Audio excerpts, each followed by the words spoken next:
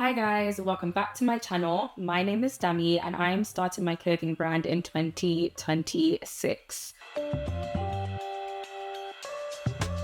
wanted to actually take it a step back and speak about how I even got to this point and my time in China. So in 2025, I actually went to China on a solo trip and I felt like God was telling me to do something different when starting this clothing brand and actually go to China and find a fabric supplier or a clothing manufacturer. As I mentioned before, I've done this 4 times. I've sampled in London, Leicester, China, and also Italy. And I felt like this time I actually wanted to go and build a relationship with a manufacturer or a fabric supplier. I was actually on my friend Hendu in Marbella, and a few days later, I was in China. So I actually booked a flight to Japan because I did some research and you had to get a visa to China.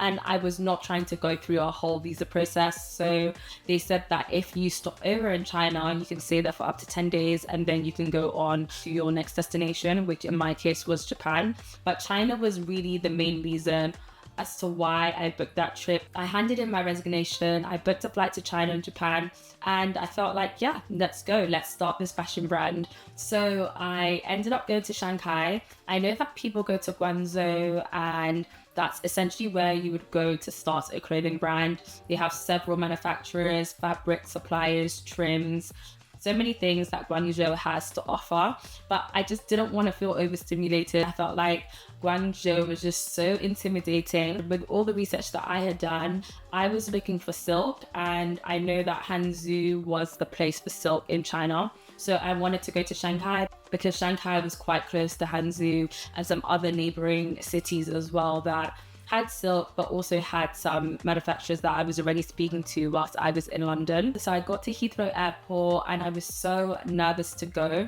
but I was so excited as well to start my journey. So I took that 13-hour flight, sandwiched between 2 strangers, by the way, and that was literally like my worst nightmare. The food was decent as well. And then I was off to China. On the day I landed to Shanghai Pudong Airport, I actually had a train ticket to go to another city. I think you pronounce it as Tongshan City. I'm not sure. And that's because I had already connected with a clothing manufacturer from that city. That's where I met Sean. We had a meeting booked to speak about the designs and what I wanted to produce and seeing if she was a good fit for me and if she could produce what I wanted. And Sean was super helpful, and we actually ended up forming a friendship and we still talk to this day. So I was in that city for about 3 days where I would go to her manufacturing facility. Well, it wasn't actually her manufacturing facility. I then later on found out that she was the daughter of the owner, which was pretty cool. She wanted to build her own clientele. I really appreciated her help because I was trying to build a clothing brand from scratch and she was trying to build her clientele as well from scratch, and she didn't want to depend on her parents. And we just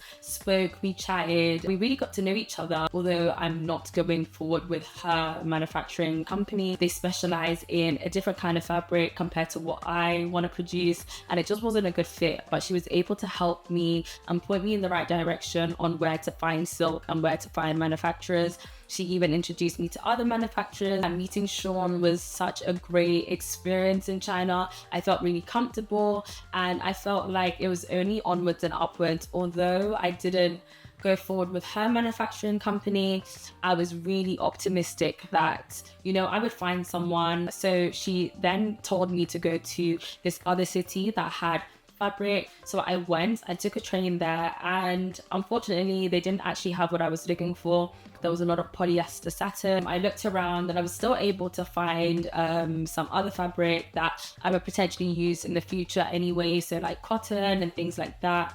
But we were on like day 4 of my China trip and I hadn't got a fabric supplier and I hadn't got a manufacturer. And I was like, okay, where does this leave me? I had already connected with other people in China, but from looking at the images that they sent me on what they produce, I already knew that this wasn't going to be my manufacturer. So I continued looking and I still wanted to either find a fabric supplier or a manufacturer. And I didn't have any, and we were 4 days into the trip. and I had to leave to Japan in a few days as well. So I was like, okay, cool. Like, what am I going to do? After being in Tongxiang City and not finding my manufacturer there, I went back to Shanghai and I was like, I want to be a tourist. Like, I did not travel all this way just to look for fabric suppliers and manufacturers, which I did, by the way. But I was like, I'm in Shanghai, like, let me see what the city has to offer. And oh my gosh, I loved Shanghai so much. I checked into my hotel and just rested. I think for the first day in Shanghai, I just chilled. I was so tired. So the second and third day, I just went shopping. I went to Zara, which was a massive, insane warehouse. It's a secondhand designer consignment store, and they have every designer brand here. They had Tom Ford, they had Gucci, they had Prada, they had everything, and the prices were so good. And you have this app where you can basically search the different items and you can search the prices, and then you can also speak to the seller and negotiate. I literally love Zara so much. I went to Zara every day. Every day I was in Shanghai, I went to Zara. I went to different vintage stores. I went to check out some Chinese independent brands. I went perfume shopping. I went camera shopping.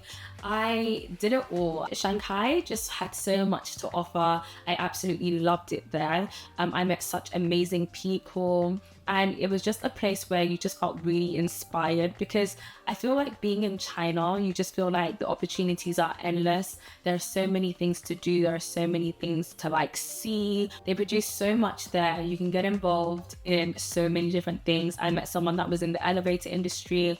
I met someone that was in the grill industry. And it was so interesting to speak to different people that were doing such different things.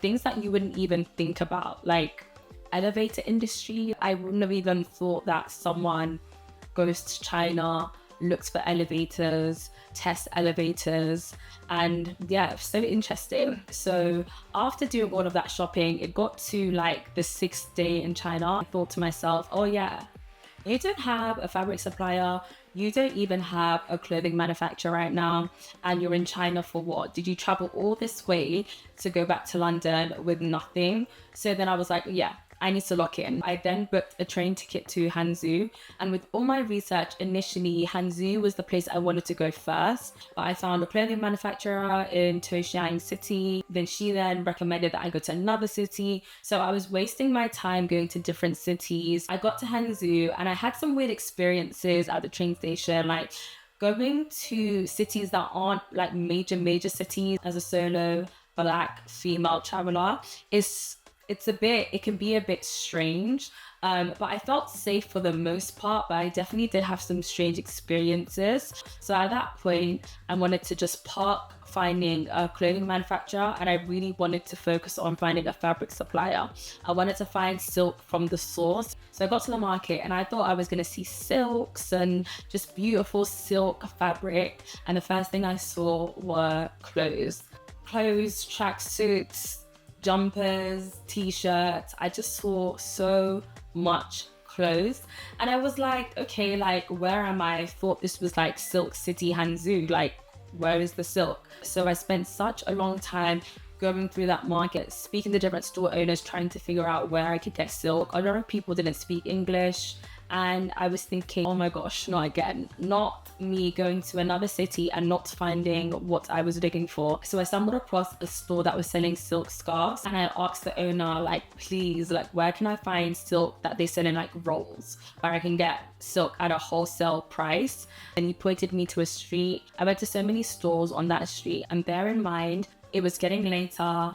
The last train was approaching. I needed to get back to Shanghai. Luckily, I was able to find a few fabric suppliers, and my trip to Hangzhou was successful. And I was like, okay, great. This trip is going so much better. I have a fabric supplier. I don't have a clothing manufacturer, but I have Sean, and she's been able to connect me to some of her friends. And so the trip to China was definitely successful. It was looking like it wasn't at a certain point in time. It was such a great trip. I would definitely recommend that if you're thinking about going to China as a business owner, or even if you're not going as a business owner. China has so much to offer. You will feel so inspired there. There are so many business opportunities in China. It's a place I want to go quite frequently because I absolutely loved it there. I was able to find what I was looking for to start by Grace. When I look back now, I'm like, oh wow, like you actually did that. You actually got out of your comfort zone, traveled all the way to Asia, and you were there for about 2 weeks and you had the best time. So I feel like sometimes, like, just go. Like, it doesn't make the most sense, but just go. And I was so grateful and thankful that I listened to what God was telling me